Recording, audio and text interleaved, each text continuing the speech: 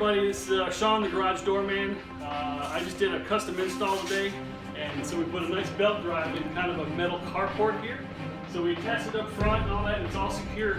But back here, the opener was going to come and hit right by this metal beam right here. So we couldn't get it up high enough so the door would go up. So what we actually did is we just cut a small hole in the metal beam.